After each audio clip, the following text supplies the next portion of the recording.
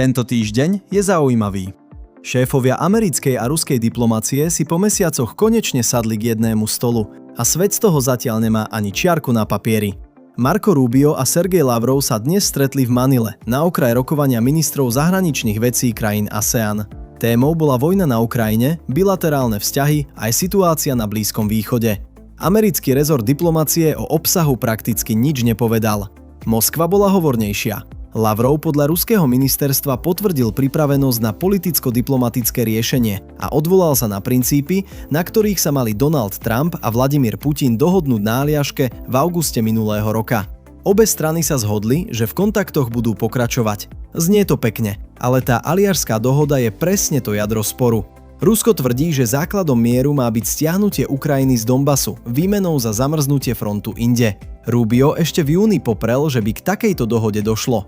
Lavrov zároveň Rubiovi odkázal, že americké dodávky zbraní Ukrajine sú pre Moskvu nepriateľné. Zrejme kvôli mierovým rokovaniam. A teraz na rovinu. Tu je kontext, ktorý celý ten obrázok mení. Trojstranné rokovania Kyjeva, Moskvy a Washingtonu neprebehli od februára, keď sa strany naposledy stretli v Abu Zabí. 6 mesiacov ticha. Americká diplomacia sa medzi tým presunula na Blízky východ. Putin odmieta stretnutie so Zelenským, kým nebude dohoda hotová. A na fronte pokračujú raketové a dronové útoky na ukrajinské mestá. Prakticky každý deň. Zaujímavé je, že deň predtým Zelenský hovoril telefonicky s americkými vyjednávačmi Stevom Witkofom a Jaredom Kushnerom. Označil to za dobrý a dôležitý rozhovor o tom, ako oživiť diplomáciu. Takže tie kolieska sa niekde točia.